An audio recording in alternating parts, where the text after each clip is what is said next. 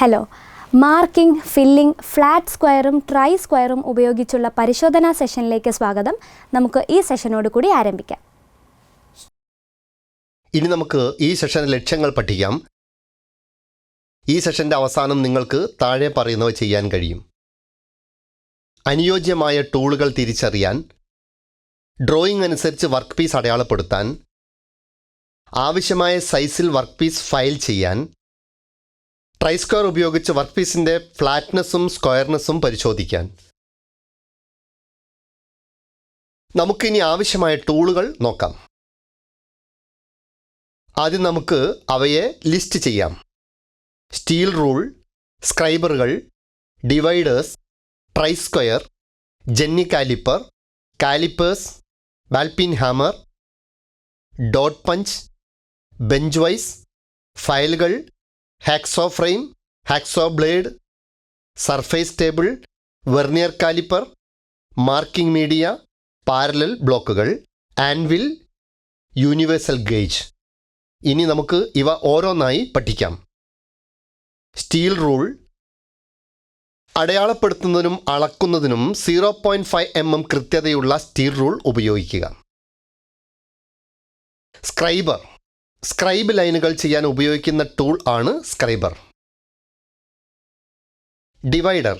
സർക്കിളുകളും ആർക്കുകളും വരയ്ക്കുന്നതിനും ദൂരങ്ങൾ മാറ്റുന്നതിനും പുറത്ത് കടക്കുന്നതിനുമാണ് ഡിവൈഡർ ഉപയോഗിക്കുന്നത്. Try square.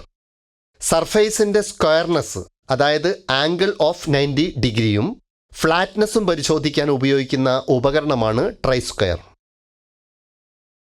Jenny caliper.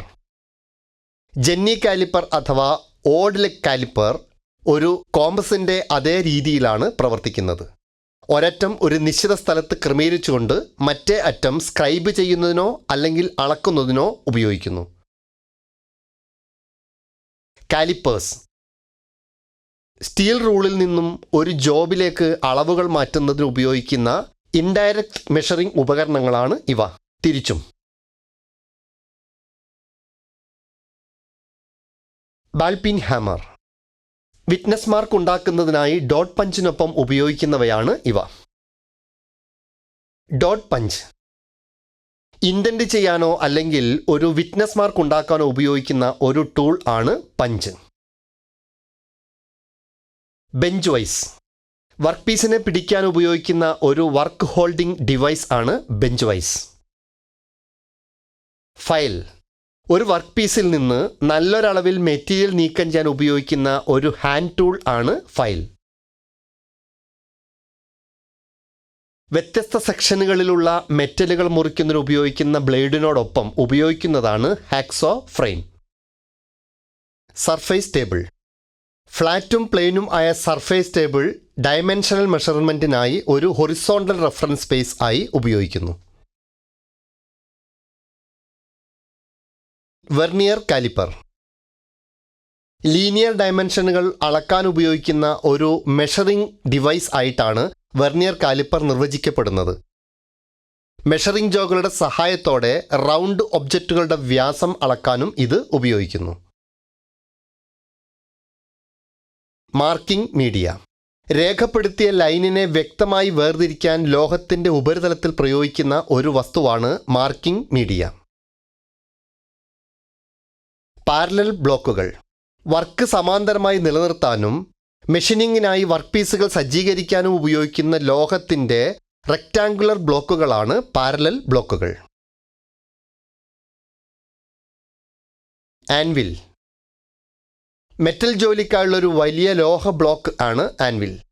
സാധാരണ ഫോർജ്ഡ് അഥവാ കാസ്റ്റ് മെറ്റലിൻ്റെ പരന്ന പ്രതലത്തിൻ്റെ മുകളിൽ മറ്റൊരു വസ്തു വെച്ച് അടിക്കുകയോ പണി ചെയ്യുകയോ ചെയ്യുന്നു.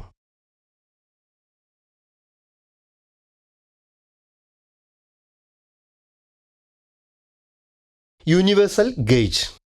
സാധാരണയായി ഒരു വരി എഴുതുകയോ കൊത്തുകയോ ചെയ്തുകൊണ്ട് ഒരു വർക്ക് പീസിലേക്ക് അളവുകൾ കൈമാറാൻ ഉപയോഗിക്കുന്ന സ്റ്റീൽ കൊണ്ട് നിർമ്മിച്ചിരിക്കുന്ന ഡയമെൻഷൻ ലെസ് മെഷറിംഗ് ടൂൾ ആണ് universal surface gauge. Square filing, flat filing. അടുത്തതായി നമുക്ക് പ്ലസ് അല്ലെങ്കിൽ -0.5 mm സൈസുകൾ നിലനിർത്തിക്കൊണ്ട് ഫ്ലാറ്റും സ്ക്വയറും ഫയൽ ചെയ്യുന്നതിനുള്ള പ്രവർത്തനം പഠിക്കാം. സ്ക്വയർ ഫ്ലാറ്റ് ഫയലിംഗിൻ്റെ പ്രവർത്തനത്തിന് 3 പ്രധാന സ്റ്റെപ്പുകൾ ഉണ്ട്. അവ സ്റ്റെപ്പ് 1 വർക്ക് പീസ് തയ്യാറാക്കൽ, സ്റ്റെപ്പ് 2 ഫയലിംഗ്, സ്റ്റെപ്പ് 3 പരിശോധനയും വിലയിരുത്തലും. ഇനി നമുക്ക് ഈ ഓരോ സ്റ്റെപ്പുകളും വിശദമായി നോക്കാം. വർക്ക് പീസ് തയ്യാറാക്കലാണ് ആദ്യ സ്റ്റെപ്പ്. സ്റ്റീൽ റൂൾ ഉപയോഗിച്ച് റോ മെറ്റീരിയൽ സൈസ് പരിശോധിക്കുന്നത് ഉൾപ്പെടുന്നതാണ് ഈ സ്റ്റെപ്പ്. ഉള്ള റോ മെറ്റീരിയൽ ആവശ്യമായ സൈസിനേക്കാൾ 3 mm വലുതാണെങ്കിൽ അധിക മെറ്റീരിയലിനെ ഹാക്സോ ചെയ്യുക. പാസ്റ്റാർഡ് ഫയൽ ഉപയോഗിച്ചുള്ള പ്രാഥമിക ഫയലിംഗ് പ്രക്രിയയാണ് അടുത്ത സ്റ്റെപ്പ്. എല്ലാ വശങ്ങളും പരസ്പരം ലംബമായി ഫയൽ ചെയ്യുക.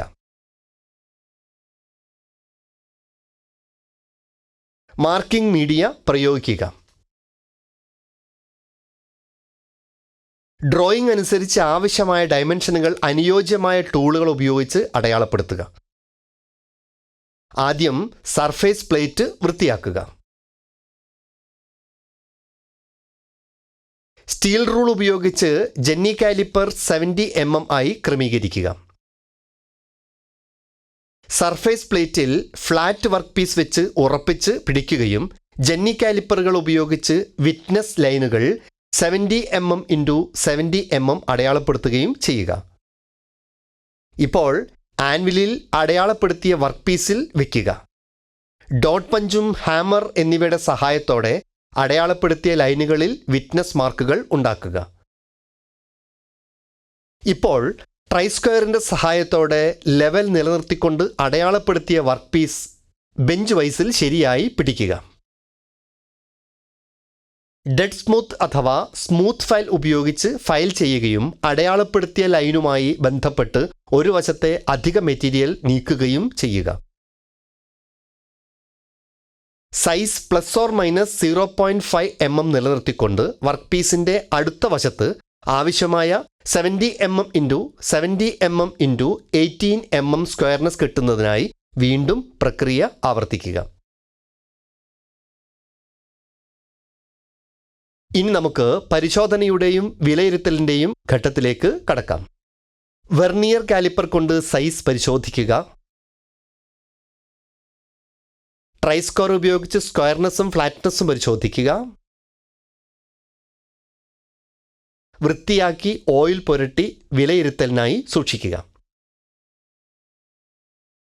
പുനരവലോകനത്തിന് നമ്മൾ പഠിച്ചത് അനുയോജ്യമായ ടൂളുകൾ തിരിച്ചറിയാൻ, ഡ്രോയിങ് അനുസരിച്ച് വർക്ക് പീസ് അടയാളപ്പെടുത്താൻ, ആവശ്യമായ സൈസിൽ വർക്ക് പീസ് ഫയൽ ചെയ്യാൻ, ട്രൈ സ്ക്വയർ ഉപയോഗിച്ച് വർക്ക് പീസിൻ്റെ ഫ്ലാറ്റ്നെസ്സും സ്ക്വയർനെസ്സും പരിശോധിക്കാൻ.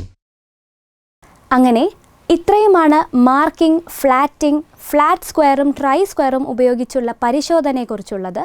എല്ലാ ആശയങ്ങളും നിങ്ങൾക്ക് മനസ്സിലായി എന്ന് കരുതുന്നു. അടുത്ത സെഷനിൽ കാണാം.